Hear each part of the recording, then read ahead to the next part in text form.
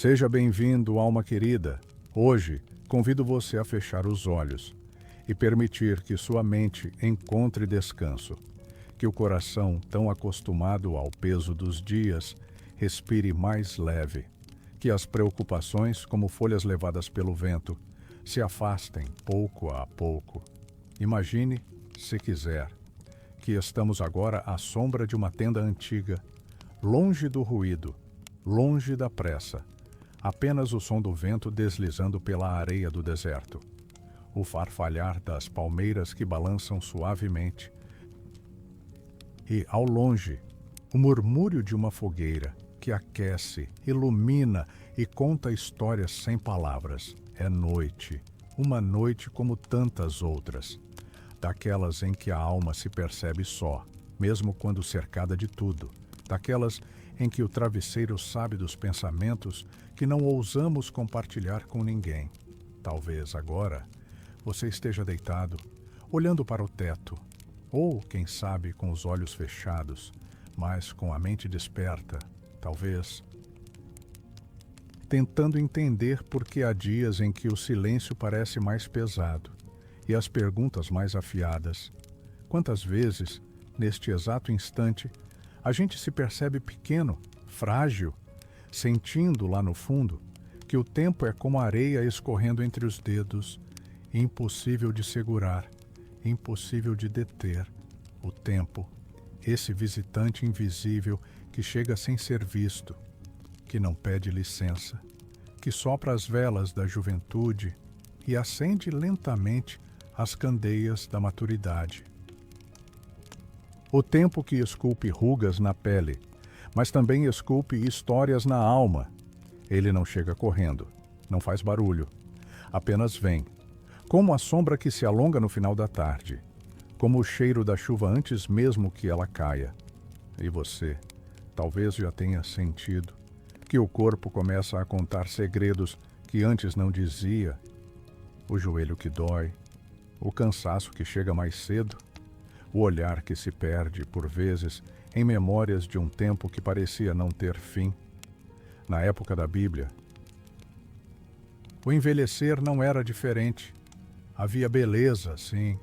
Havia honra em ver os cabelos se tornando prata. Mas havia também temor. Um temor que se escondia nos silêncios, nas madrugadas, nos olhares baixos, porque envelhecer, naquela época, era mais do que carregar anos. Era carregar incertezas, o medo da fraqueza, da inutilidade, do esquecimento, o receio de não ser mais necessário, de se tornar invisível, de que a voz, antes ouvida na reunião da tribo, na porta da cidade, agora ecoasse apenas dentro do próprio peito, sem resposta. Imagine homens e mulheres que um dia correram pelos campos, que ergueram filhos nos braços, que plantaram, que lutaram, que sonharam e que com o tempo passaram a observar a vida de outro lugar. Não mais no centro da ação, mas à margem, onde os olhos veem, mas as mãos já não alcançam. Havia uma reverência, é verdade, mas havia também uma fragilidade difícil de esconder, porque naquele tempo não havia médicos, não havia remédios, não havia cadeiras confortáveis, nem colchões macios. A dor era companheira constante. E cada passo arrastado, cada suspiro mais fundo, era um lembrete de que o corpo já não era o mesmo. E mais, havia o medo do que vem depois. O que acontecia quando os olhos se fechavam para sempre? O Sheol, o lugar dos mortos, uma sombra misteriosa. Um silêncio sem fim. O tempo, alma querida, sempre foi um mistério que pesava sobre os ombros humanos. Na Bíblia, envelhecer carregava tanto o peso da existência quanto a beleza da transcendência. E talvez hoje, enquanto você repousa, ouvindo essa voz que te acompanha, perceba que o que sentimos não é tão diferente do que sentiram os que vieram antes de nós. o medo, a esperança, a busca, a oração, o silêncio. E é por isso que hoje, nesta noite, eu te convido a caminhar por uma jornada que atravessa séculos, a viajar por histórias sagradas, onde o envelhecer era mais do que biologia, era espiritualidade, era luta, era aceitação, era também redenção, porque o que a Bíblia revela sobre os medos, os desafios e também sobre as bênçãos ocultas do envelhecer, talvez, como você, muitos no passado também deitaram-se, olhando para o céu, esperando que Deus falasse, que Deus tocasse, que Deus, no silêncio, dissesse: eu estou aqui, eu te vejo, eu não te esqueço. Antes de seguirmos, me conta.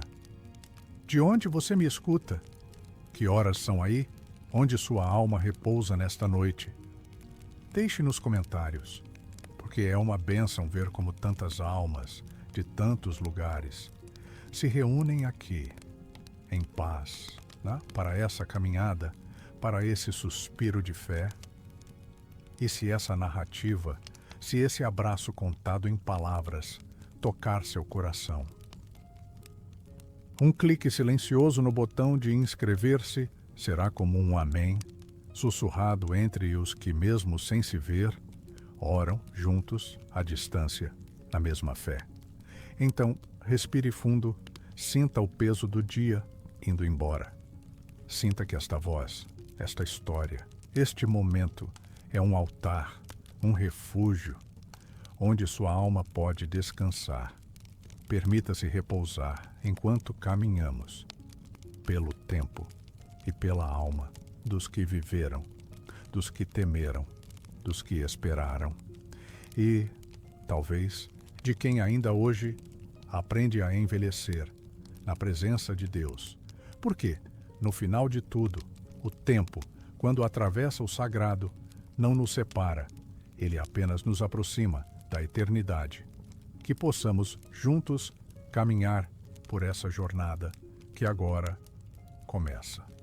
E assim, alma querida, enquanto nossa jornada segue em silêncio, imagine-se agora atravessando as terras áridas do antigo Oriente Médio. Sinta a poeira fina que sobe dos caminhos de pedra, a secura do vento que arranha o rosto. Os pés, descalços ou calçados em sandálias gastas, afundam na areia quente que se estende até onde os olhos não alcançam. Ali, onde o céu parece pesar sobre a cabeça dos que vivem. Cada amanhecer era um convite à luta. Uma luta silenciosa, diária, muitas vezes invisível, pela sobrevivência. Naquele tempo, não havia cercas elétricas, não havia mercados abarrotados, não havia seguros, aposentadorias ou hospitais. A vida dependia unicamente do que se podia plantar, colher, criar, caçar e carregar. Cada pedaço de pão, cada gota de água, cada semente lançada à terra, era, ao mesmo tempo, esperança e incerteza. Porque nem sempre a chuva vinha, nem sempre o solo respondia, nem sempre os animais sobreviviam. E quando o corpo, que por décadas foi força, vigor, sustento, começava a ceder, quando os joelhos já não suportavam mais o peso dos baldes d'água, quando os braços já não conseguiam mais amassar o barro, carregar lenha, conduzir os rebanhos, surgia um temor que poucos ousavam nomear em voz alta: o temor da dependência, o temor do vazio, o temor de simplesmente não ter como sobreviver.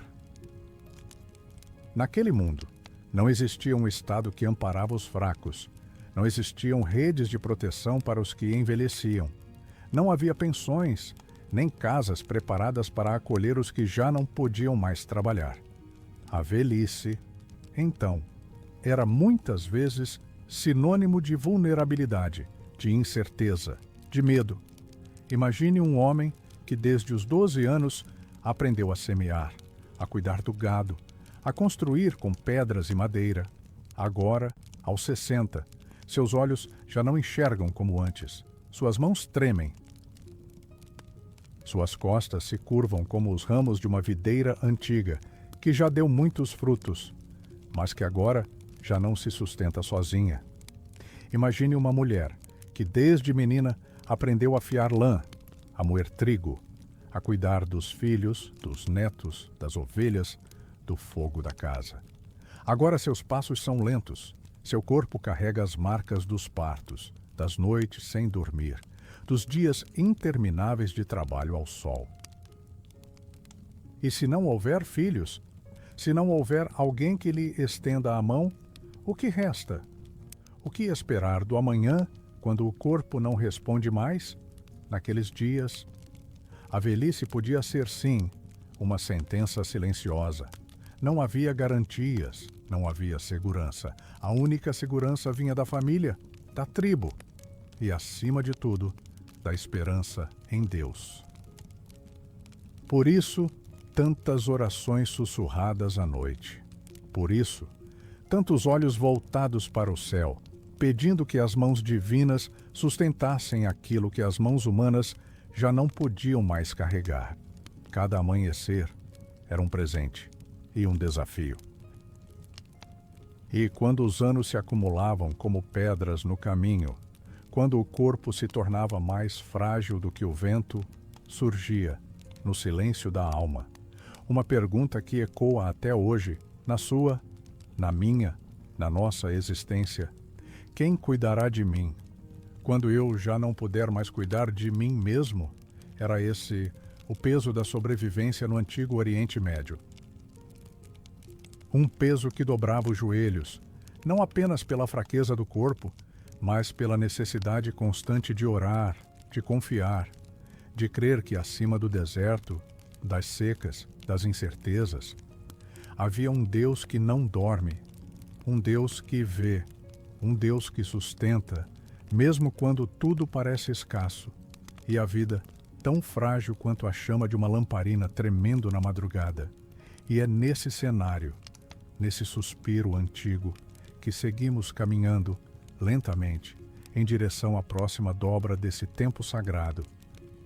Seguimos, alma querida, caminhando pelas sendas do tempo, onde o silêncio dos antigos ainda ecoa como um vento morno que atravessa as gerações. Se na juventude os pés são ágeis, as mãos são firmes e a voz encontra espaço nas conversas da tribo, na velhice, um outro tipo de silêncio começa a se instalar. Imagine agora uma aldeia antiga. No centro, a vida pulsa. Homens trabalham, mulheres preparam o alimento, crianças correm entre tendas, fogueiras, campos, cada um com uma função, cada gesto, uma peça fundamental no equilíbrio da comunidade. Naquele mundo, tudo girava em torno da utilidade, do que cada um podia oferecer, fazer, construir, manter. E quando o corpo começava a ceder, quando as mãos antes ágeis já não fiavam mais, quando os braços que erguiam as pedras dos muros já não sustentavam o próprio bastão, surgia lentamente um tipo de silêncio que não vinha da paz, mas do esquecimento. A perda do lugar, não apenas de um espaço físico, mas do espaço na conversa, na decisão, no cuidado do cotidiano, na tribo, o velho que já não caçava, que já não conduzia o rebanho, que já não trabalhava a terra, começava a ser visto não mais como protagonista, mas como alguém que apenas observava. O mesmo acontecia dentro da família. Imagine um homem que, por décadas, liderou, cuidou, ensinou. De repente, os filhos assumem as decisões, as noras tomam conta da casa, os netos não mais buscam os seus conselhos e o que resta é apenas a lembrança do que um dia ele foi. O coração, então, sente uma ausência que não é física, mas existencial, porque não há dor maior do que perceber-se, aos poucos, invisível. Os olhos ainda veem, as memórias são vivas, mas o mundo ao redor parece seguir sem mais precisar daquele que, um dia, sustentou tantas vidas com suas mãos. A perda do lugar era, portanto, uma ferida silenciosa.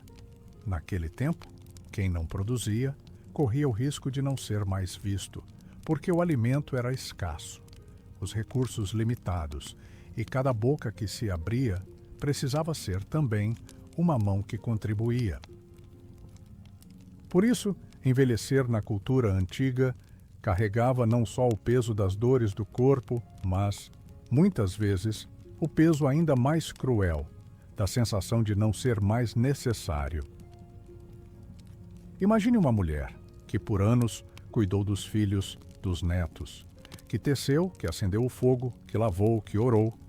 Agora, senta-se na soleira da tenda, observando, em silêncio, as mesmas tarefas que um dia foram suas, sendo feitas por mãos mais jovens, que já não perguntam, que já não ouvem, que já não percebem que ela ainda está ali. O medo da inutilidade, o receio de ser um fardo, o desconforto de sentir que, aos poucos, o nome vai sendo sussurrado menos vezes, que os passos se afastam e que o espaço que antes era seu já não lhe pertence mais. E assim, muitas almas dobravam seus joelhos, não pela dor nas articulações, mas pela dor na alma, orando em silêncio, pedindo ao Deus dos seus pais que não os deixasse esquecer, que não os deixasse ser esquecidos. Porque o corpo, ele pode até se calar, mas o espírito ainda quer ser visto, ainda quer ser ouvido, ainda quer ser amado. E nesta travessia, onde o tempo dobra os joelhos da carne, seguimos, adentrando mais fundo nos segredos da alma antiga. Na próxima dobra do caminho, há mais silêncio, há mais perguntas, há mais sussurros guardados nas sombras da memória, e é para lá que nossos passos agora se dirigem. Há um momento em que o corpo começa a falar, não com palavras, mas com silêncios, com estalos nas articulações, com o peso que lentamente desce dos ombros e se espalha pelos joelhos, pela coluna, pelos músculos cansados de sustentar a vida inteira. Naquela época, quando o tempo avançava sobre a carne, não havia escapatória. Não existiam médicos prontos a receitar alívio. Não havia farmácias, nem cirurgias, nem hospitais de paredes brancas e camas macias. O corpo, simplesmente, era deixado à própria sorte. Quando adoecia, era acolhido apenas pelas mãos trêmulas de outro, por um óleo perfumado, por uma erva esmagada, ou pela esperança que se depositava na oração. A velhice trazia consigo uma fragilidade que não podia ser escondida. Os passos, que antes desenhavam trilhas na areia do deserto, tornavam-se curtos, hesitantes, como quem mede, não mais os caminhos, mas a própria resistência. Imagine um homem que por décadas amanheceu antes do sol, ergueu pedras, plantou, cuidou de rebanhos, agora se levanta com dificuldade. O simples ato de amarrar uma sandália exige que ele pare, respire e, às vezes, desista. As dores chegam sem pedir licença, dores nas costas, nos joelhos, nos ombros, nos dentes, que já não suportam mais o peso dos alimentos mais duros. Dores nos olhos que perdem a nitidez, nos ouvidos que deixam de captar os sons da vida, as mãos, que um dia foram extensão da força, agora tremem. Os dedos, que antes fiavam, esculpiam, costuravam, escreviam na areia, agora não conseguem sequer segurar uma tigela de barro sem que ela quase escorregue. Não havia remédio para as dores. Não havia compressas mornas, nem cirurgias, nem analgésicos. O alívio vinha, quando vinha, através de folhas aquecidas, de ungüentos feitos com óleo e ervas, de massagens lentas e de orações feitas no escuro da madrugada. Entre suspiros e lágrimas que quase ninguém via, as enfermidades, pequenas ou grandes, não eram eventos passageiros. Elas vinham e se instalavam, como hóspedes indesejados que muitas vezes só partiam quando a vida também partia. A perda da visão era aceita como sina. A surdez, como parte da travessia dos anos, as feridas que não cicatrizavam eram cuidadas até onde se podia, e quando não se podia mais, restava apenas esperar. Esperar que Deus olhasse, esperar que o corpo resistisse, esperar que a alma encontrasse consolo no invisível. Imagine então uma mulher que por tantos anos preparou pão, acendeu o fogo da casa, amassou barro, cuidou de filhos, netos, animais. Agora, suas mãos estão deformadas, inchadas. O calor do fogo que um dia aquecia, agora queima seus dedos frágeis. Seus olhos, embaçados, já não distinguem os contornos dos rostos amados, apenas sombras, apenas silhuetas. E não havia a quem recorrer. A velhice era, muitas vezes, um mergulho no próprio limite. Um convite involuntário à dependência, ao recolhimento e, muitas vezes, ao silêncio. E assim, a fragilidade do corpo não era apenas um sinal do tempo, era uma lembrança constante de que tudo, absolutamente tudo, na vida é transitório, até o vigor, até a força, até o próprio corpo. Mas, mesmo quando a carne falhava, havia no coração uma chama que não se apagava. Porque, apesar de toda a dor, havia ainda um fio invisível que ligava aquele corpo cansado, a esperança de que Deus, na sua infinita compaixão, ainda cuidava, ainda via, ainda sustentava, mesmo no mais frágil dos dias. E é sobre essa dependência que nossos passos agora se aproximam. Dependência que, muitas vezes, é bênção, mas que também pode se tornar fardo. Quando o corpo já não responde, quando os olhos não veem como antes, quando os braços já não alcançam o peso do cotidiano, resta ao idoso um caminho inevitável: depender. Na sociedade bíblica, onde não havia hospitais, nem abrigos, nem segurança social, a única esperança de cuidado repousava dentro da própria casa, no olhar dos filhos, no colo dos netos, na generosidade daqueles que um dia foram carregados nos braços, alimentados, protegidos, ensinados. Mas nem sempre essa dependência era leve, nem sempre era bem recebida, nem sempre era bênção. Imagine um pai que por décadas conduziu sua família, ergueu tendas, cuidou dos rebanhos, protegeu os filhos das intempéries e dos perigos do mundo. Agora, sentado à sombra de uma oliveira, observa os mesmos filhos que cresceu vendo brincar entre as pedras, agora cuidando da terra, tomando decisões, seguindo a vida.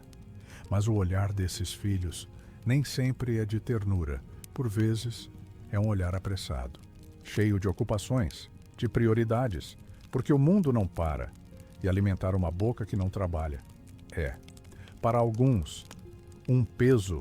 Quantos idosos, naqueles tempos, se perguntaram, em silêncio, se ainda eram bênção ou se, na verdade, haviam se tornado um fardo? Quantos abaixaram a cabeça, escondendo as lágrimas, ao perceberem que seus passos lentos já incomodavam, que suas mãos trêmulas já não eram mais úteis, que suas histórias já não interessavam mais? Dependiam dos filhos. Sim, dependiam para comer, para vestir-se, para sobreviver. E se tivessem filhos, havia esperança. Mas, e quando não havia? E quando a vida não presenteou aquele homem, aquela mulher com descendentes? O risco do abandono, da negligência, da fome, do esquecimento era real. A tradição bíblica exaltava, sim, o cuidado com os pais, Honrar pai e mãe não era apenas um mandamento, era um pacto de vida, mas nem sempre o coração humano corresponde ao ideal da fé. Nem sempre os filhos honravam. Nem sempre os netos lembravam. Nem sempre a família acolhia, e nesse vazio, muitos dobravam seus joelhos na madrugada, pedindo não riquezas, não terras, não saúde, mas apenas que Deus não deixasse que fossem esquecidos, que, se as mãos humanas falhassem, as mãos do Eterno ainda segurassem as suas. Talvez o maior temor da velhice naqueles dias não fosse sequer a morte, mas o viver sem ter quem olhe, quem cuide, quem ame. E no silêncio das tendas, nas sombras das oliveiras, no calor das pedras que aquecem até de noite, muitos idosos olhavam para o céu, com os olhos marejados, e perguntavam, ainda que sem voz: será, Senhor, que tu me vês? Será que mesmo quando todos se esquecem, tu ainda seguras minha mão? E é nesse fio tênue, entre a bênção e o fardo, que a velhice caminhava, uma estrada apertada, onde o amor podia florescer, mas onde também a dor do esquecimento fazia morada. Seguimos agora, olhando para aquelas que, além da idade, carregavam um outro peso, o peso do silêncio imposto pela condição de ser mulher e idosa, no cenário árido e implacável da antiguidade, onde o tempo parecia ser mais severo com aqueles que carregavam tantos anos quanto os dias. Havia um silêncio que doía mais fundo, um silêncio não apenas da velhice, mas do próprio lugar da mulher envelhecida.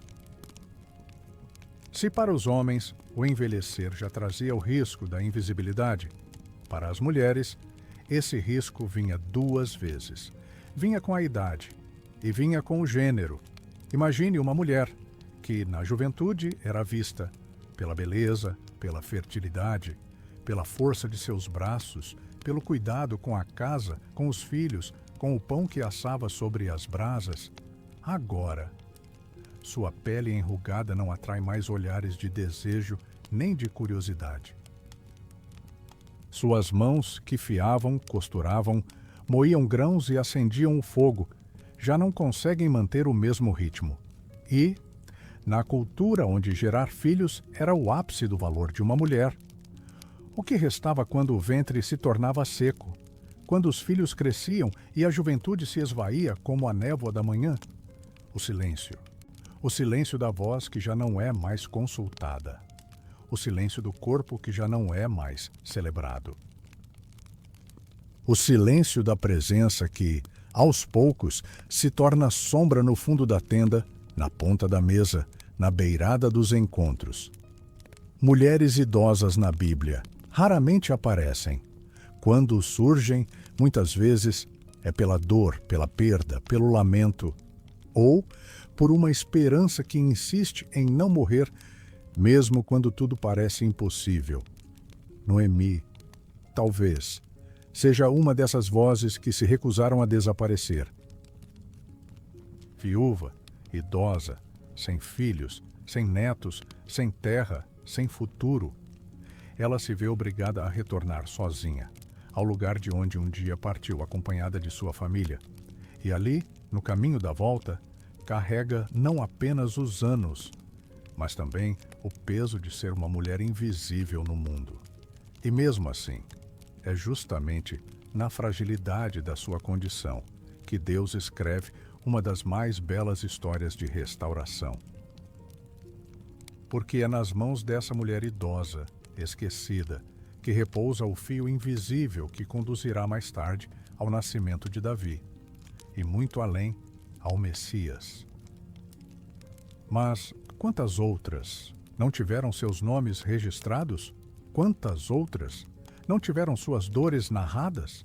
Quantas ficaram no silêncio das tendas, observando a vida continuar, sem que suas histórias fossem lembradas, seus rostos registrados, seus suspiros ouvidos? Talvez, hoje, enquanto sua mente repousa, enquanto seus olhos se fecham ou vagam pelo escuro do quarto. Você também conheça esse silêncio, o silêncio de quem já fez tanto e, agora, se pergunta se ainda é visto, se ainda importa.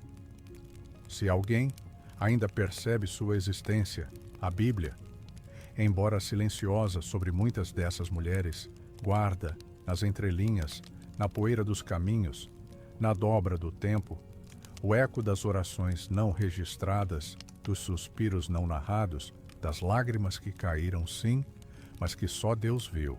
E talvez seja por isso que até hoje Deus ainda se apresenta como aquele que vê, que não esquece, que não deixa para trás, nem as mulheres, nem os homens, nem os jovens, nem os idosos.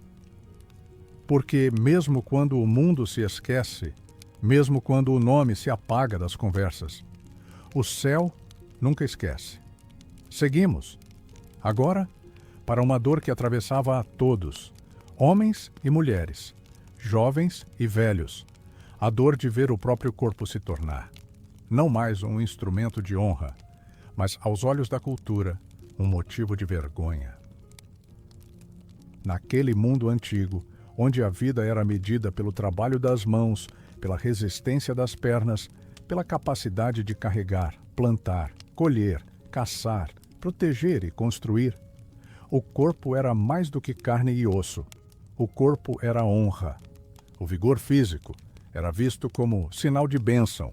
Quem tinha força era útil, era respeitado, era necessário, era visto. Mas quando o corpo começava a se curvar, quando os ombros, antes retos e firmes, se arqueavam para a frente, quando os braços perdiam sua firmeza, quando as pernas tremiam, algo muito além da fraqueza física se instalava-se a vergonha, porque naquela cultura, perder a força era também perder a dignidade. Era como se o corpo dissesse, a cada dia, que aquela pessoa já não podia mais ser aquilo que o mundo precisava. O olhar da tribo mudava, o tom da voz dos outros também. As conversas seguiam, mas já não eram mais para aquela pessoa.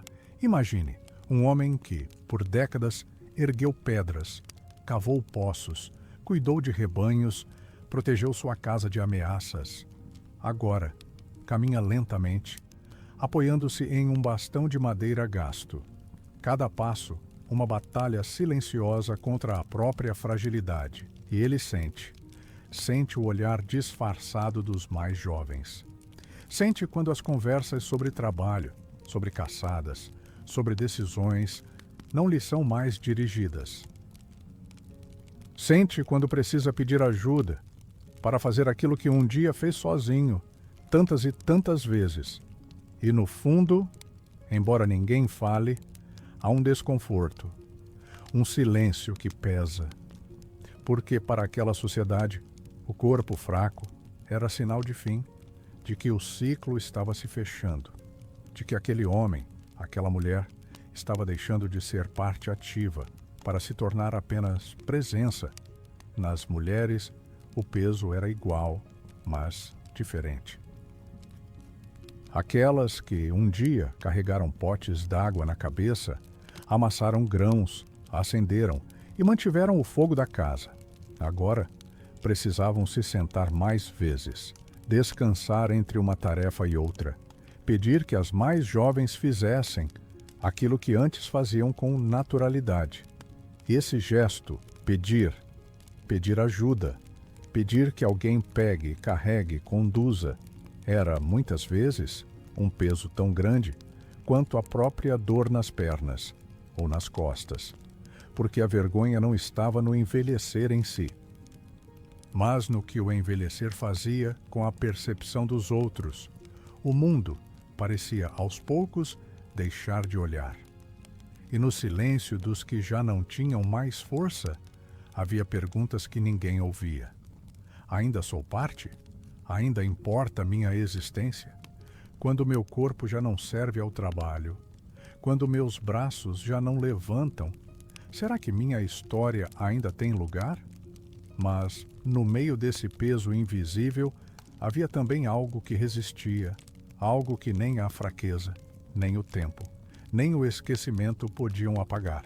Porque, embora o corpo enfraquecesse, a alma seguia acesa, o espírito seguia pulsando e o coração seguia olhando para o alto, perguntando, esperando, confiando, talvez na fraqueza do corpo. Começasse então um outro tipo de força, a força da fé que não se curva, da esperança que não se dobra, da confiança que não depende mais dos músculos, mas da mão invisível de Deus. Mas, e quando o corpo se apaga e a alma se pergunta, o que vem depois? Para onde vão os que já não pertencem mais a este tempo, a este corpo? É nesse silêncio que surge outro temor profundo, o temor do que vem após a vida. Havia um temor que não se escondia nas rugas, nem no cansaço dos músculos, nem na lentidão dos passos. Era um temor mais profundo, mais silencioso, mais sombrio. O que acontece quando os olhos se fecham pela última vez? O que existe do outro lado do tempo? Na cultura bíblica antiga, a morte não era compreendida como hoje. Não havia ainda a clareza da ressurreição, da vida eterna. Como mais tarde seria revelado no Novo Testamento, havia, sim, a ideia do Sheol, um lugar invisível, escuro, silencioso, onde os mortos iam. Um lugar sem luz, sem vozes, sem presença ativa de Deus, apenas uma existência vazia, uma sombra do que já se foi. O Sheol não era céu, nem inferno, era simplesmente um lugar onde os vivos não estavam e onde Deus parecia estar em silêncio. Para os que envelheciam e viam a morte se aproximando como um horizonte inevitável, este pensamento pesava mais do que qualquer dor no corpo. Porque se o corpo já não servia, se a voz se calava, se o lugar na tribo, na família, na sociedade, se esvaziava, o que afinal restava do ser? O que seria do espírito depois que o corpo retornasse ao pó? Imagine alguém que por toda a vida olhou para o céu, orou, plantou, ensinou, amou.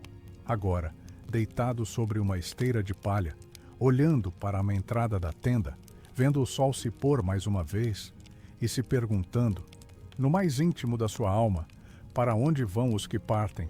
Será que, depois daqui, há silêncio? Ou há uma voz que me chama, que me espera, que me acolhe?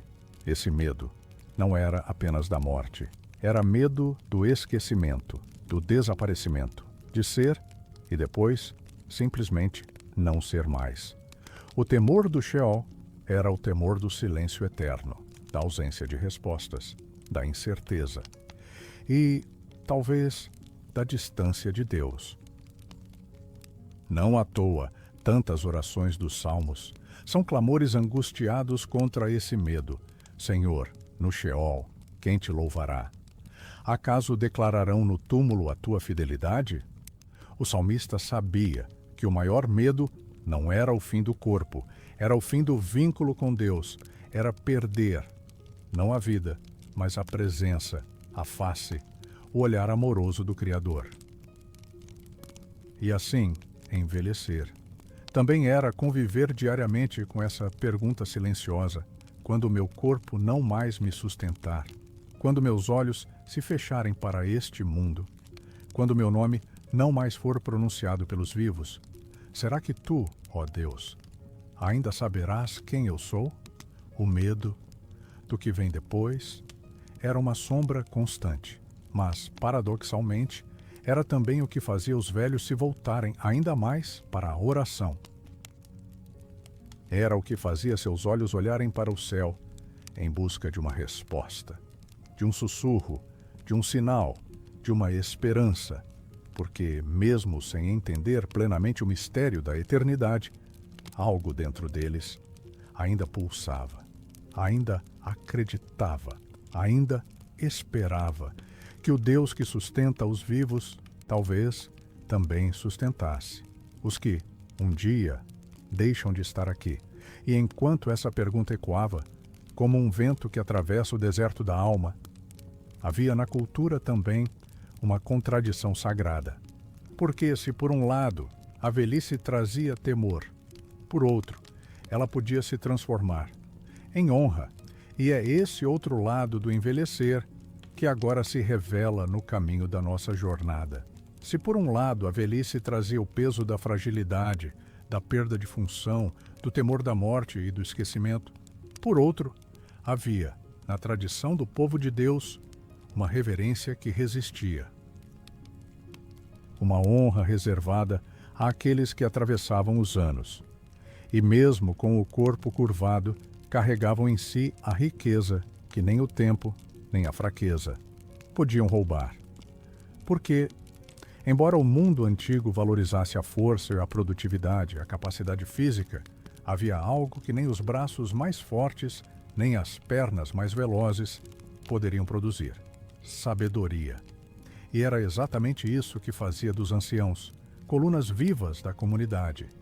Eles eram memória, eles eram conselhos. Eles eram a voz que atravessava gerações, carregando não apenas fatos, mas significados. Na porta da cidade, onde os homens se reuniam para julgar, decidir, aconselhar e discutir os rumos da tribo, estavam eles, sentados, observando, ouvindo e falando quando necessário. Suas palavras eram como fios invisíveis que seguravam a teia da vida coletiva.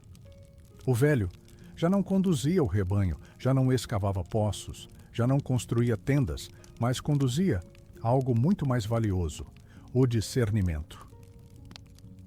A memória das promessas, o entendimento dos erros e dos acertos, o caminho que protege e também aquele que ameaça. E quando a dúvida surgia, era aos anciãos que os mais jovens recorriam. Quando uma disputa surgia, era diante dos mais velhos que se buscava a palavra final. Quando uma decisão precisava ser tomada, era o olhar dos cabelos brancos que pesava sobre o caminho a seguir. O livro dos provérbios, os salmos, os textos dos profetas carregam inúmeras menções ao valor dos anciãos. O cabelo branco é coroa de honra quando se encontra no caminho da justiça. Palavras que não eram apenas poesia, eram lembranças de que, embora o corpo fale, o espírito que caminha com Deus não enfraquece. E para além da comunidade, havia também o entendimento de que Deus não via os velhos como descartáveis, pelo contrário. Deus se revelava muitas vezes, justamente, a quem já tinha visto muito, a quem já tinha vivido muito e por isso entendia melhor os silêncios do Eterno. Abraão ouviu a voz de Deus, não na juventude, mas quando os cabelos já eram brancos. Sara gerou, não no frescor da mocidade, mas no tempo em que o mundo já dizia ser impossível. Moisés foi chamado, não quando tinha 30, mas quando o corpo já trazia o peso dos 80 anos. O Deus da Bíblia é o Deus que não rejeita os que envelhecem. Ele não despreza os que a sociedade já não vê. Ele não esquece aqueles cujos joelhos já não se dobram com facilidade, mas cujo coração ainda se dobra em oração. Na tradição judaica, a velhice nem sempre foi temor, nem sempre foi dor, nem sempre foi ausência. Foi muitas vezes altar, lugar de honra, de escuta, de reverência. E no meio da poeira dos dias, do barulho dos mercados, dos campos, dos rebanhos, havia, sim, quem olhasse para os cabelos prateados e enxergasse, não o fim, mas a síntese da vida. E é nesse olhar, nesse milagre de ressignificar a velhice, que a história de Abraão e Sara se desenha como uma promessa que desafia até mesmo o próprio tempo. Entre as muitas histórias que atravessam as páginas da Escritura, há uma que fala, com uma delicadeza quase sagrada, sobre a tensão entre o tempo humano e o tempo de Deus.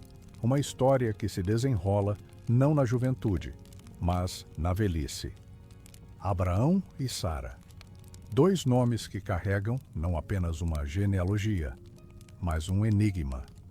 O enigma das promessas que chegam, quando para os olhos humanos já não havia mais tempo. Imagine Abraão, um homem que atravessou desertos, cidades, montanhas. Que viu povos se formarem, alianças se desmancharem, a vida surgir e a vida partir.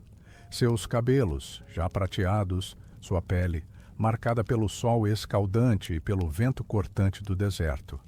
Seus passos, agora mais lentos, mas seu olhar, ainda voltado para o horizonte. E Deus o chama. Chama não quando ele tinha 20, nem 30, nem 40. Chama quando o mundo já o chamava de velho, quando os anos, já avançados, não deixavam margem para grandes expectativas. Quando os olhos talvez já tivessem se acostumado a não esperar mais, o novo, e então vem uma promessa, a promessa mais improvável que alguém, na velhice, poderia ouvir. Em ti serão benditas todas as famílias da terra. Te farei pai de uma grande nação. Mas como? Como se não há filhos? Como se Sara, cuja beleza encantou reis no passado, agora carrega-se além dos anos o ventre silencioso de quem nunca pôde gerar? Como acreditar quando o corpo já não responde, quando o ciclo da vida, aparentemente, já se fechou? E nesse mistério, Deus planta uma semente que não brota na carne, mas na fé.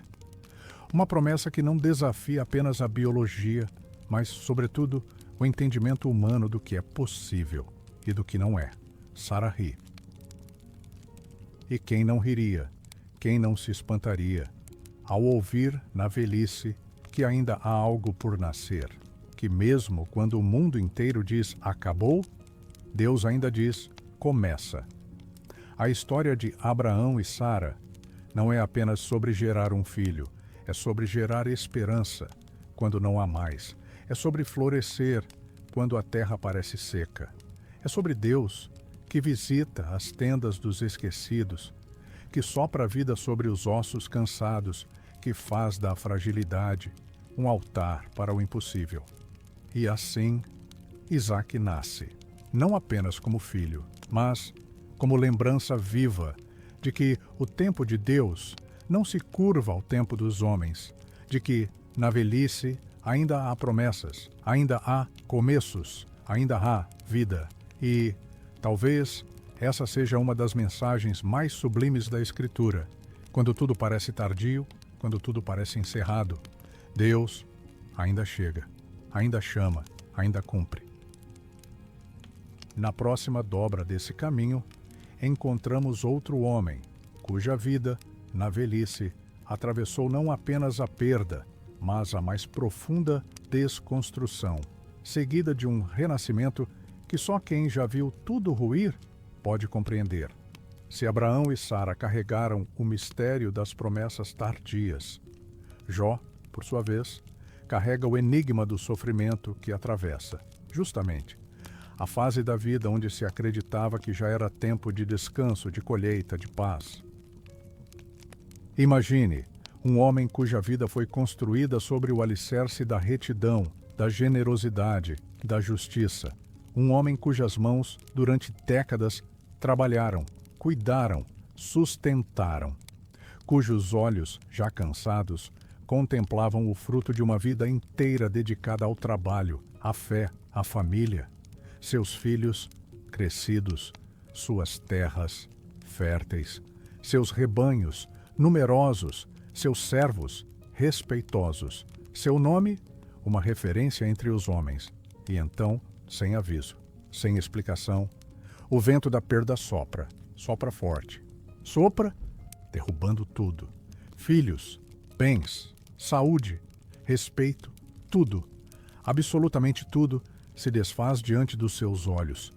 E Jó, que atravessou tantos invernos, tantas colheitas, tantas noites, agora se vê, na velhice, sentado sobre cinzas, coberto de feridas, cercado não mais pelos risos dos netos, mas pelo silêncio pesado da solidão.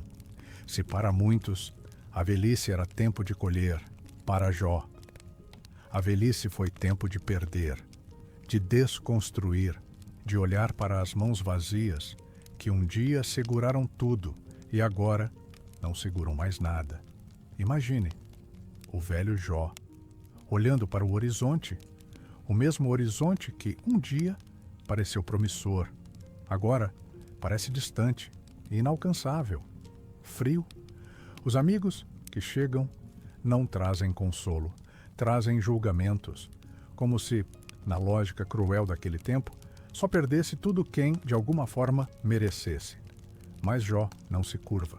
Seus joelhos, talvez, não suportem mais o peso do corpo, mas sua alma permanece em pé, ainda que tremendo, ainda que em lágrimas, ainda que em silêncio. Ele permanece diante de Deus. E no mais profundo da sua dor, surge uma oração que não é feita de palavras bem articuladas, mas de perguntas, de gemidos, de um coração que não entende, mas que, ainda assim, não desiste de buscar. E Deus, que parecia em silêncio, se revela. Não com respostas prontas, não com soluções rápidas, mas com uma presença que transborda. Deus não explica o sofrimento. Deus simplesmente se mostra. E no encontro, Jó encontra tudo. A vida, que parecia encerrada, se refaz. Os campos voltam a florescer. Os filhos vêm novamente. Os rebanhos crescem outra vez. A honra retorna, mas não é mais a mesma vida. É uma vida que carrega nas suas raízes a memória do que foi perdido e a esperança do que foi restaurado. A velhice de Jó se transforma, então, não no tempo da decadência, mas no tempo da reconstrução, de provar que há vida, mesmo depois que tudo desmorona, de mostrar que há futuro, mesmo depois do pó, das cinzas, da dor. E assim, sua história atravessa os séculos, como testemunho silencioso para todo aquele que, ao olhar para suas próprias mãos vazias, ainda se pergunta: será que Deus ainda pode me restaurar? A resposta, talvez, esteja nas entrelinhas da própria vida. E enquanto Jó encontra sua reconstrução, também nos convida a olhar para outra dor, uma que, embora tão antiga, ecoa com uma força surpreendente até os dias de hoje. A dor da solidão, se há uma dor que atravessa gerações, línguas, culturas e séculos, é a dor da solidão. Uma dor que não se vê no espelho, que não se mede no corpo, mas que aperta, sem mãos, que sufoca, sem som, que pesa, sem ser visível. Na época da Bíblia, quando o tempo roubava a força, a visão, o lugar de honra na comunidade, restava muitas vezes a companhia amarga do silêncio.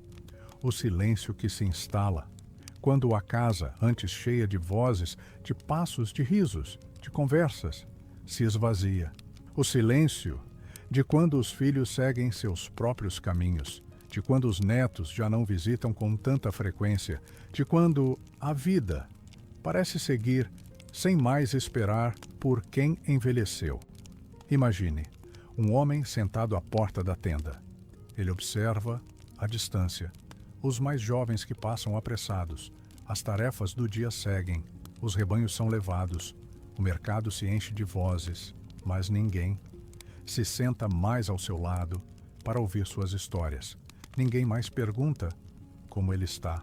Imagine uma mulher que por anos teceu, preparou pães, embalou crianças no colo, agora caminha lentamente dentro de uma casa que parece grande demais para tão poucos passos. O fogo aceso no centro da sala já não aquece tanto. O cheiro do pão fresco já não preenche mais os espaços. O tempo que deveria ser companhia se transforma em ausência. E a ausência, em saudade, saudade. Não apenas dos que foram, mas saudade de si mesma, da mulher que foi, da vida que tinha. Dos dias em que seu nome era chamado muitas vezes. A solidão dos idosos não é um problema moderno. Ela sempre existiu. Ela habitava as tendas do deserto, os vilarejos de pedra, as casas simples feitas de barro, e essa solidão não era feita apenas de espaços vazios, mas do vazio que nasce quando percebemos que o mundo parece não ter mais espaço para nós, quando os olhos dos outros já não nos procuram, quando nossas histórias parecem não ter mais ouvintes. Por isso, na Bíblia, tantas vezes, os clamores dos salmos se levantam como vozes que se recusam a ser esquecidas. Não me rejeites na minha velhice, quando me faltarem as forças, não me desampares. É o grito, não apenas de quem teme a morte, mas de quem teme viver invisível. O corpo envelhece, mas a necessidade de ser amado, de ser visto, de ser lembrado, nunca envelhece. Ela permanece viva, ela pulsa, ela clama, ainda que em silêncio, e essa dor, tão antiga, ecoa até hoje.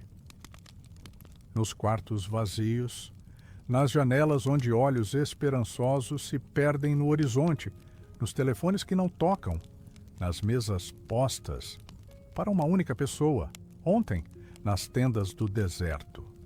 Hoje, nas cidades cheias e ao mesmo tempo tão vazias de presença, a solidão permanece sendo uma sombra que acompanha quem envelhece. Mas, se a solidão faz morada na alma, há também uma promessa que atravessa os séculos. Deus nunca se ausenta. Quando todos se vão, ele permanece. Quando todos esquecem, ele lembra. Quando todas as vozes se calam, a dele ainda sussurra bem no fundo da alma. E é talvez por isso que, mesmo no meio do silêncio, surgem palavras que nos lembram que há um tempo para tudo debaixo do céu, inclusive para envelhecer, para chorar, para lembrar e também para florescer novamente, ainda que na estação mais improvável da vida. É sobre isso que agora a voz poética de Eclesiastes nos convida a refletir.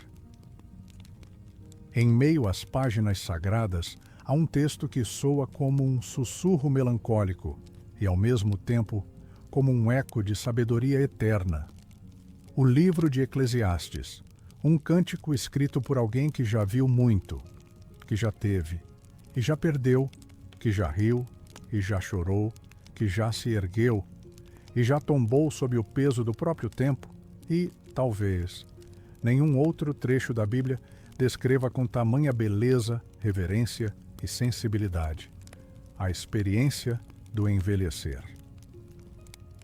O capítulo 12 abre-se como uma porta que conduz, não apenas ao entendimento do que é a velhice, mas também do que é ser humano diante do mistério do tempo. Lembra-te do teu Criador nos dias da tua mocidade. Assim começa. Como quem sabe que haverá um dia em que os olhos se apagarão, em que os braços, que hoje sustentam, começarão a tremer, em que as pernas, que hoje correm, se curvarão, como o galho de uma árvore antiga. A poética de Eclesiastes desenha com palavras o mapa do corpo que envelhece. Chegará o dia em que os guardas da casa tremerão. As mãos que antes protegiam, agora tremem. Os homens fortes se curvarão. As pernas que antes sustentavam, agora se dobram. As moedoras pararão, por serem poucas. Os dentes que mastigavam o pão, agora já não estão mais. Aqueles que olham pelas janelas se escurecerão. Os olhos turvos já não veem com clareza. E as portas se fecharão na rua. Os ouvidos, que antes escutavam o mundo, agora se fecham no silêncio.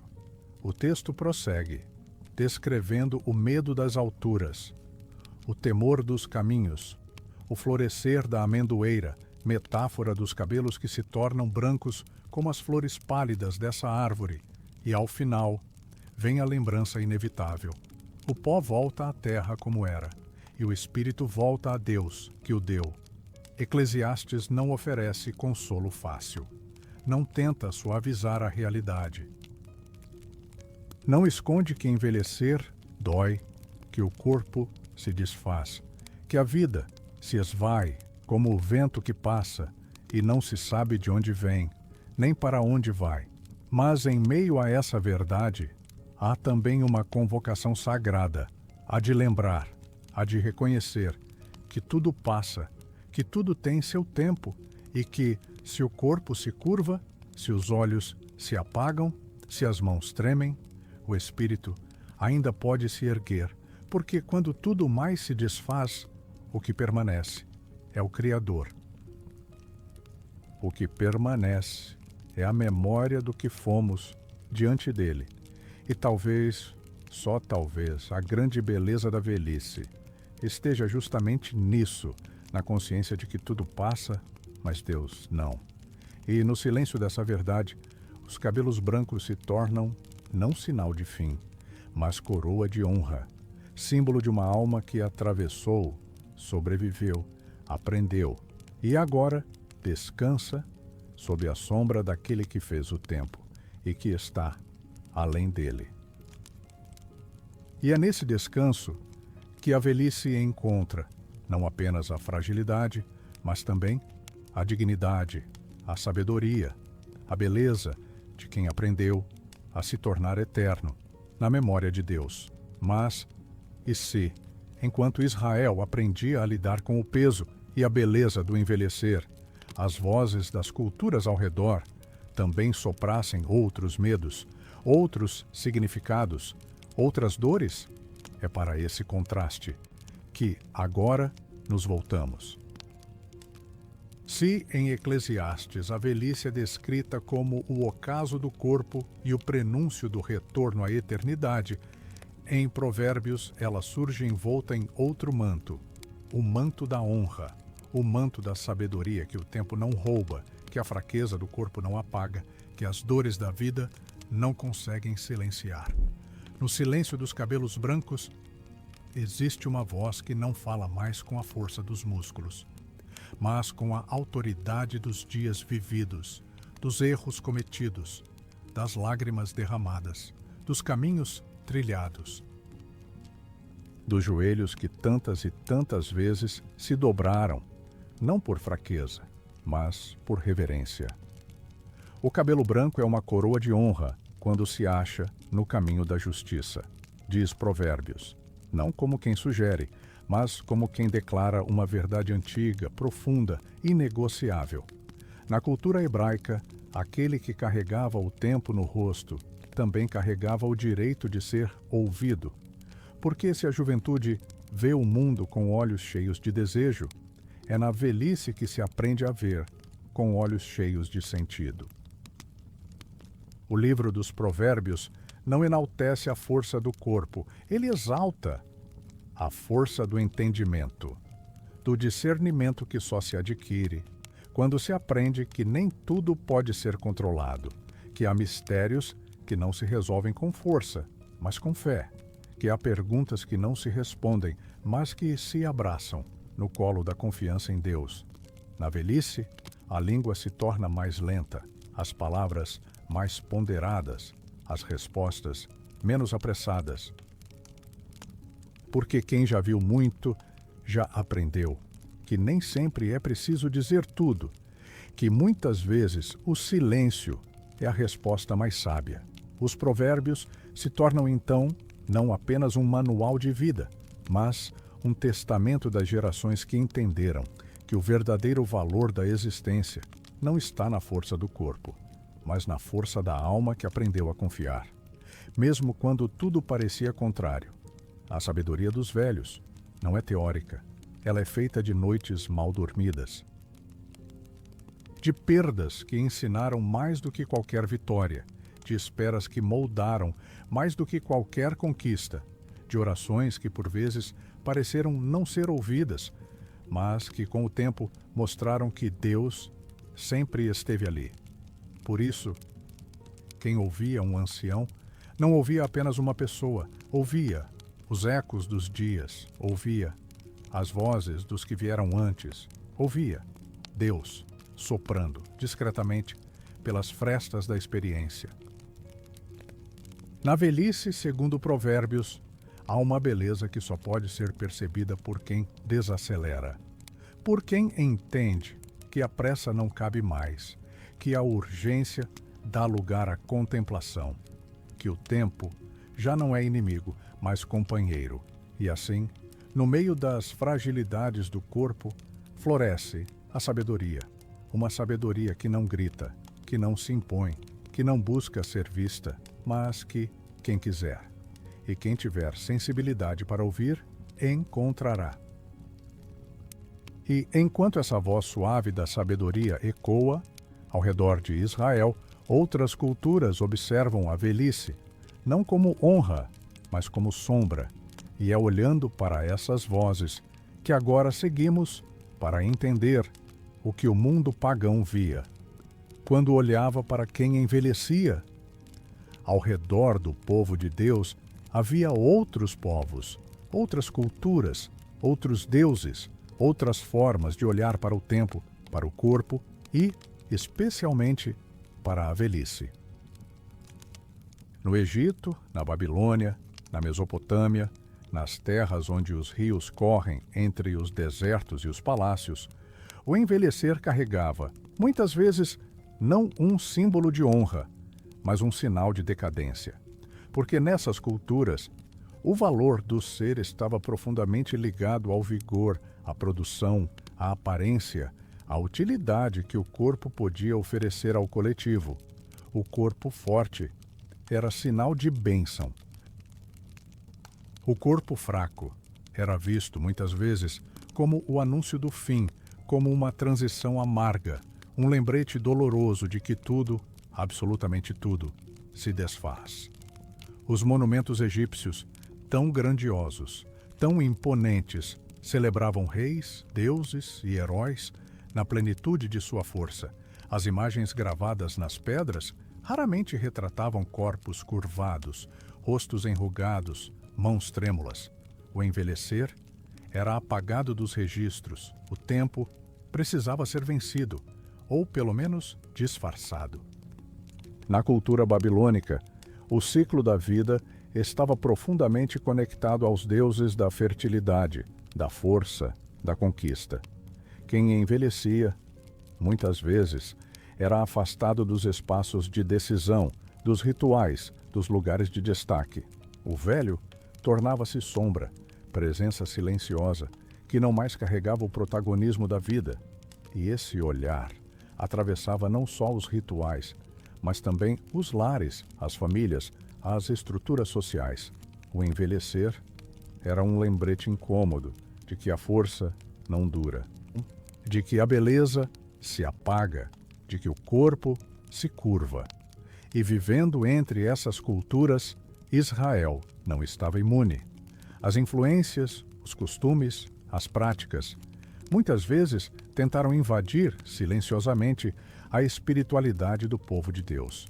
Por isso, tantas vezes, os profetas se levantaram para lembrar que o Deus de Israel não mede o valor de um homem ou de uma mulher pela força do corpo, mas pela retidão do coração, pela fidelidade, pela aliança. Em contraste com os povos vizinhos, Deus escolhia não os jovens mais fortes, mas os velhos que sabiam esperar. Não os corpos mais perfeitos, mas as almas mais sensíveis. Sara recebeu uma promessa, quando seu ventre já estava seco.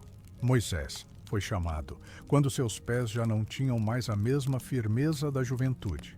Ana esperou no templo até que seus olhos cansados contemplassem a redenção. O mundo ao redor dizia que a velhice era fraqueza. Mas Deus soprava outra verdade. A velhice pode ser o altar onde ele revela o seu maior milagre, o milagre de mostrar que, quando tudo na carne parece dizer fim, ele ainda diz começo. E enquanto o mundo construía palácios para adorar a força, Deus edificava tendas de encontro, onde os velhos ainda eram ouvidos, onde os esquecidos ainda eram lembrados, onde os frágeis ainda eram abraçados. E talvez seja por isso que a próxima história se desenha não em palácios, não em tronos, mas no templo onde dois rostos marcados pelo tempo ainda esperavam, ainda criam, ainda sabiam que Deus nunca chega atrasado. Em meio às colunas do templo, onde o incenso sobe como um fio invisível que liga a terra ao céu, duas figuras, discretas, quase invisíveis aos olhos apressados, permanecem: Simeão e Ana. Dois rostos marcados pelo tempo. Duas almas que, mesmo quando o corpo já não tem mais a pressa da juventude, ainda sabem esperar. Simeão é descrito como justo, homem de oração, de esperança, de olhos cansados, mas atentos. Ele carrega não uma ansiedade qualquer, mas uma promessa, a promessa de que seus olhos ainda veriam a salvação de Israel. Quanto tempo ele esperou? Quantas manhãs atravessou, subindo as escadas do templo, olhando para cada criança, cada família, cada movimento, perguntando em silêncio: será hoje? O corpo já não era o mesmo, os passos mais lentos, a respiração mais curta, mas a fé intacta. E então, naquele dia, no meio da multidão, no meio dos comerciantes, dos sacerdotes, dos turistas, dos curiosos, seus olhos encontram um menino trazido nos braços de uma jovem mãe e de um pai humilde. Simeão entende. O Espírito lhe revela. Ali, diante dele, está a promessa, o cumprimento, o Messias, o Deus que se fez criança. Seus braços, que tantas vezes foram abrigo, agora se tornam altar. Ele segura aquele bebê não como quem segura apenas uma criança, mas como quem segura o próprio cumprimento de uma vida inteira de espera. E ele ora: agora, Senhor, podes despedir em paz o teu servo, porque os meus olhos viram a tua salvação. E, perto dali, uma mulher, Ana, profetisa, filha de Fanuel, de idade avançada, viúva desde muito jovem e que desde então dedicou sua vida não às tarefas da casa, nem às distrações da rotina, mas ao templo, à oração, ao jejum, à espera, décadas, vivendo no templo, décadas, sustentando-se, não do alimento dos mercados, mas do pão que desce do céu. E ela também vê, e ela também reconhece, e seus lábios, que poderiam estar calados pelo cansaço, agora se abrem para anunciar, para proclamar, para confirmar que, sim, Deus cumpre, Deus não falha, Deus não se esquece. Simeão e Ana são, talvez, a lembrança viva de que o tempo de Deus não é o nosso, de que, mesmo quando as promessas parecem atrasar, elas não estão atrasadas, elas estão no tempo perfeito do Eterno. E, na velhice, quando tudo parece se apagar, eles descobrem que é justamente ali, na última estação da vida, que a promessa floresce, que a esperança se encarna, que o invisível se torna palpável. E quando seus olhos se encontram com o menino, toda espera se justifica, toda lágrima se torna adubo para a fé, toda solidão se preenche de sentido. Simeão e Ana ensinam que não é a juventude que garante promessas, mas a fidelidade, a persistência, a esperança que não se curva nem ao tempo, nem ao silêncio, nem ao aparente atraso de Deus. E, no eco desses encontros, surge também um outro temor, um que não está apenas na fraqueza do corpo, mas na fragilidade da mente. naquele momento em que até a própria memória começa a falhar. Há uma dor que não se vê, que não deixa marcas na pele, nem cicatrizes no corpo, mas que se espalha silenciosamente pelas dobras mais profundas da mente. É a dor do esquecimento, da memória que falha, dos nomes que escapam como areia entre os dedos, dos rostos que se tornam sombras, das lembranças que antes brotavam como flores e agora são como folhas secas levadas pelo vento, na velhice. Esse vazio começa a visitar não apenas o corpo, mas também a mente. O ancião que por anos sabia o nome de todos, agora se esforça para lembrar. A mulher que carregava na memória as histórias dos filhos, dos netos, das festas, das perdas, das vitórias, agora encontra espaços em branco, como se sua própria vida se apagasse pouco a pouco. Imagine, alguém sentado à porta da tenda, o olhar perdido no horizonte, os lábios murmurando nomes, tentando puxar lá do fundo as memórias que resistem, mas elas vêm e logo se vão. E o que resta? Resta o desconforto, o vazio de quem percebe que a própria história está escorrendo por entre os fios do tempo. Na cultura bíblica, a memória não era um detalhe, era um sagrado. Lembrar era resistir, lembrar era manter viva a aliança com Deus.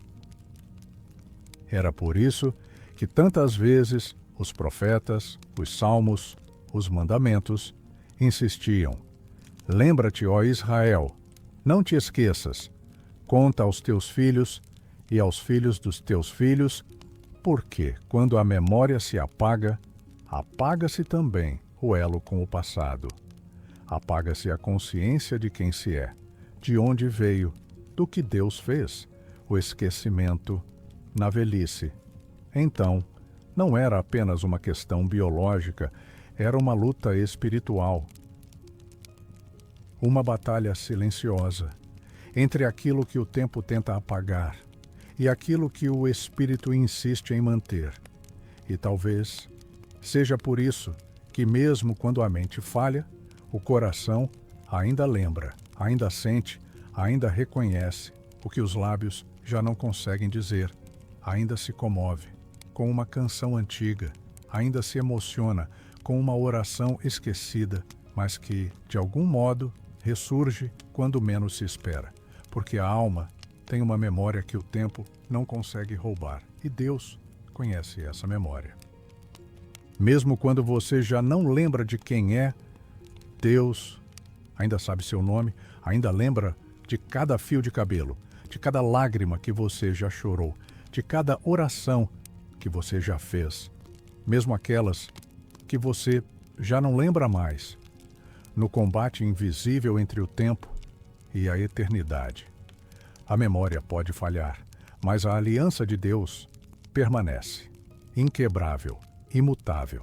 E assim, enquanto a mente humana luta contra os ventos do esquecimento, a fé se ancora numa promessa que não envelhece, que não se desgasta, que não se apaga. E talvez seja por isso que, quando a velhice chega e o tempo parece se esgotar, surge então uma nova esperança, uma nova luz, uma nova perspectiva, revelada, não na fragilidade da carne, mas no amor que se fez carne no Cristo.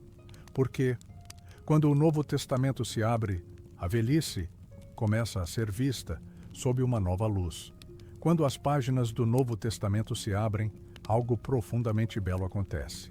Uma luz diferente começa a iluminar os rostos marcados pelo tempo.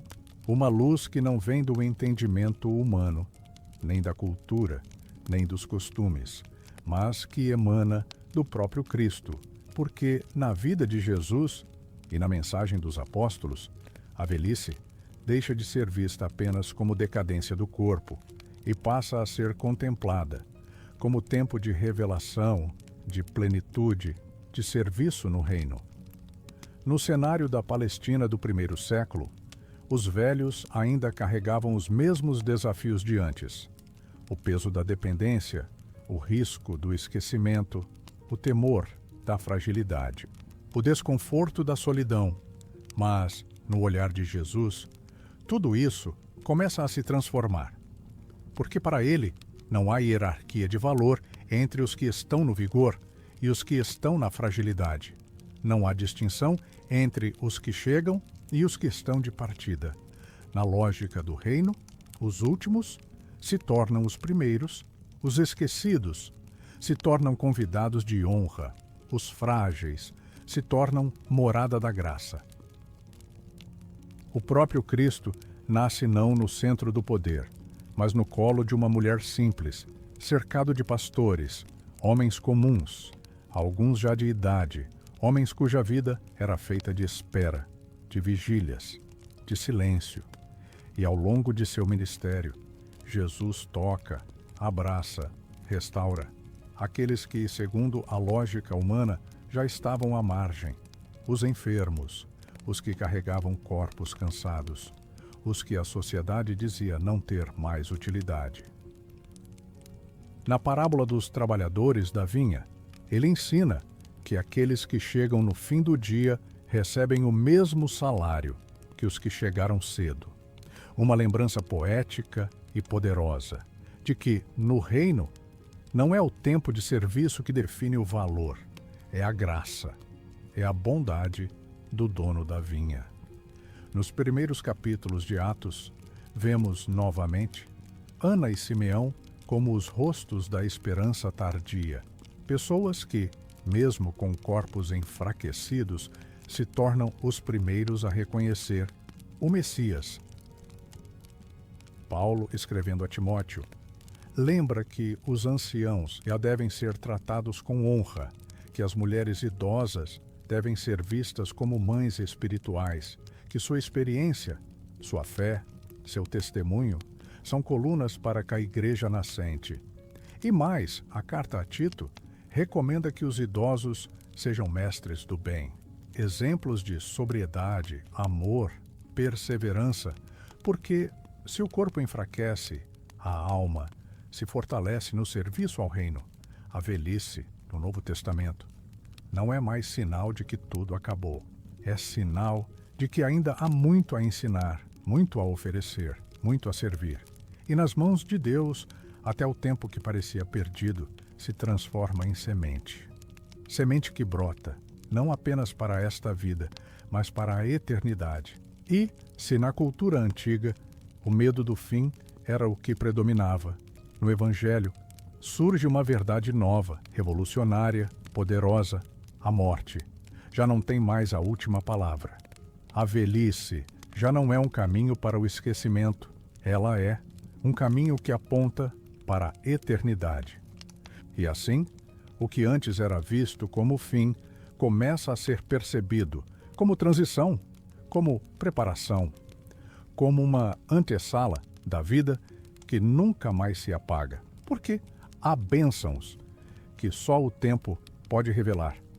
E é sobre essas bênçãos ocultas que agora se desenrola o próximo suspiro desta história. Há bênçãos que só podem ser vistas quando o tempo ensina a olhar. Bênçãos que não nascem na pressa da juventude, nem florescem nas estradas apressadas dos que correm, mas que brotam devagar, no terreno silencioso da maturidade da alma. Na velhice, quando o corpo já não corre, a alma aprende a contemplar. Quando os ouvidos já não captam todos os sons, o coração passa a ouvir o que antes não se percebia. Quando os olhos já não enxergam com nitidez, a visão interna se abre, revelando um horizonte que o tempo não consegue apagar.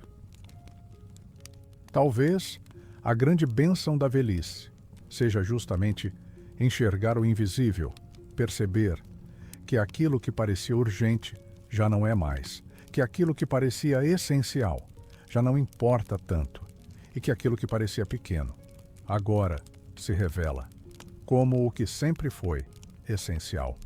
Na velhice, Descobre-se que as maiores riquezas não estão nos bens acumulados, não estão nos títulos, nas conquistas, nos aplausos, mas estão nas memórias guardadas, nos abraços dados, nos filhos, nos netos, nas amizades que resistem ao tempo, nos risos compartilhados em volta de uma mesa simples, nas histórias contadas e recontadas, mesmo que alguns já as saibam de cor.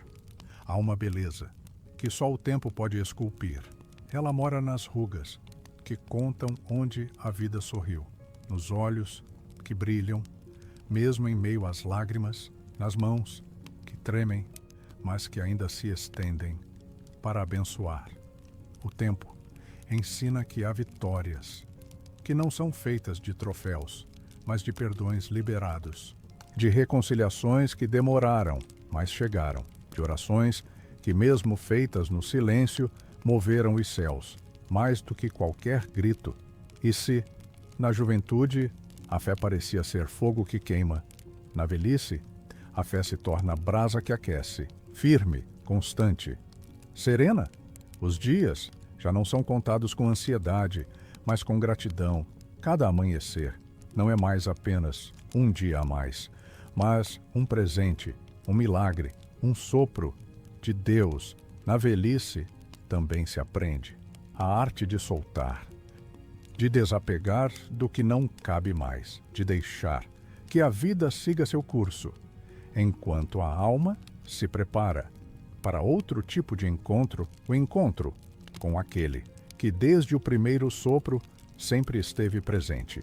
E talvez seja essa a maior das bênçãos ocultas, perceber que, embora o corpo se desgaste, o espírito se renova, se fortalece, se aproxima da eternidade, porque há um dia em que todo joelho se dobra, todo o corpo repousa, toda a alma retorna para o abraço do eterno. E se até aqui a velhice foi sinal de fragilidade, agora ela se transforma em anúncio de redenção, de que, para além do tempo, para além das dores, para além dos dias que passam, há uma promessa que não se quebra, uma promessa de vida que não tem mais fim. É sobre essa promessa que agora caminhamos, a promessa da vida eterna, a cura final da velhice. Existe um limite que o corpo não ultrapassa, um ponto onde as mãos já não seguram mais, onde os pés já não caminham, onde a voz se cala, onde o tempo diz sua última palavra sobre a carne, mas sobre a carne, porque sobre a alma o tempo não tem poder, sobre o espírito o relógio não governa, sobre a eternidade não há contagem regressiva. Quando Cristo ressurge, quando o túmulo se abre, quando o silêncio da morte se quebra, uma nova realidade invade o mundo. Uma verdade que não cabe mais no entendimento limitado dos dias terrenos, a de que o que parecia ser fim é, na verdade, começo. A promessa da vida eterna é a cura definitiva da velhice, não uma negação do envelhecer, não uma fuga do tempo, mas uma transformação que toca não apenas o corpo, mas todo o ser. E Deus enxugará dos olhos toda lágrima. Não haverá mais morte, nem luto, nem dor, nem pranto, porque as primeiras coisas passarão. O corpo que aqui se curva se erguerá, não mais marcado pelas dores, não mais limitado pelas fragilidades, mas revestido de incorruptibilidade, de glória, de força, de eternidade. O apóstolo Paulo sussurra essa esperança nas suas cartas. Se há corpo natural, há também corpo espiritual. E seremos transformados num piscar de olhos, o corpo que hoje sente, que hoje se cansa, que hoje fraqueja. Será, um dia, como o corpo de Cristo ressuscitado, brilhante, eterno, inteiro. A velhice, que hoje parece ser sinal de fim, na verdade, é apenas o último degrau, antes da eternidade, o último suspiro, antes do sopro que nunca mais se apaga. E, para aquele que crê, a morte não é ausência, não é esquecimento, não é separação definitiva, é retorno, é encontro, é abraço, é descanso nas mãos do Criador, a promessa da vida eterna, cura, de uma vez por todas, a dor do esquecimento, a angústia do isolamento, o medo da inutilidade, o peso da solidão, porque diante do eterno não há idoso, não há velho, não há frágil, há filhos, há herdeiros da luz, seres eternos que atravessaram o tempo e agora habitam onde o tempo não mais existe. E assim, o ciclo se completa. O que começou no pó retorna, não mais como pó, mas como espírito vivificado, como vida que não se apaga. E é nesse descanso que repousa a maior de todas as esperanças, a certeza de que Deus nunca nos criou para o fim, mas para Ele, para sempre, para a eternidade. E assim, caminhamos do tempo para aquilo que não tem mais tempo, da fragilidade para a glória, da espera para o cumprimento, do pó para a eternidade. E enquanto essa verdade silencia a alma, a memória do que fomos, do que somos e do que seremos repousa para sempre no coração de Deus. E agora, alma querida, depois de caminharmos tão lentamente, tão cuidadosamente, por essas estradas de pó, de memória e de silêncio, chegamos juntos ao limiar onde o tempo encontra a eternidade. O envelhecer, na Bíblia, nunca foi apenas sobre fraqueza, nunca foi apenas sobre perder ou sobre temer. Foi, e sempre será, um território sagrado, onde Deus se revela de formas que só o tempo pode ensinar. Talvez você que me ouve agora conheça muito bem esse território. Talvez suas mãos também já tremam, seus passos já não sejam tão largos. Ou, talvez, nem seja o corpo que se cansa, mas a alma que carrega o peso dos dias, o cansaço das esperas, o silêncio das orações que, por vezes, parecem não ter resposta. Mas, se há algo que a palavra sussurra, se há algo que Deus deixa escrito, gravado, registrado no próprio tecido da história, é que Ele nunca abandona, nunca esquece, nunca se afasta dos que envelhecem, dos que fraquejam, dos que se sentem pequenos demais para o mundo, mas jamais pequenos demais para o coração dele.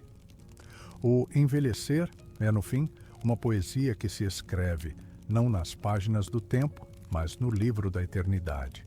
Cada fio de cabelo branco é uma linha desse poema. Cada ruga é uma lembrança de que o corpo passa, mas o que somos em Deus permanece. Talvez, agora, você esteja aí, deitado, ouvindo essa voz que lhe faz companhia, sentindo esse aconchego suave, como quem encontra abrigo em meio às noites longas, e talvez, enquanto ouve, perceba que você nunca caminhou sozinho. Nunca, porque Deus sempre caminhou, cada passo ao seu lado. E mesmo quando seus olhos não viram, mesmo quando suas mãos não sentiram, mesmo quando sua alma pensou que o céu estava em silêncio, ele estava ali, no silêncio, no vento, no suspiro da sua própria existência. Por isso, que essa noite seja um lembrete de que, embora o tempo marque, embora a vida pese, embora os dias passem, Deus permanece. E Ele conhece você, pelo nome, pela história, pelo suspiro, pela lágrima que talvez, agora, escorre silenciosa no canto dos olhos. Que seus cabelos brancos sejam vistos não como sinal de fim, mas como coroa de honra diante do Deus que te formou. Que suas mãos trêmulas ainda sejam altar para abençoar quem você ama. Que sua história seja luz, seja caminho, seja testemunho vivo de que o amor de Deus nunca se perde no tempo. E se esta jornada, pela palavra e pela dor dos tempos antigos, como foi com Abraão, com Sara, com Jó, com Simeão, com Ana, tocou o seu coração, eu ficarei profundamente grato por um clique silencioso no botão de curtir e, se desejar, seguir outras noites, caminhando ao lado da fé, se inscreva. Aqui há sempre espaço, há sempre abrigo, há sempre uma voz que te lembra que você nunca está só, que o Senhor te guarde, que o Senhor te abrace, que o Senhor te renove. Boa noite, e que seus sonhos sejam doces, serenos e cheios da presença dEle.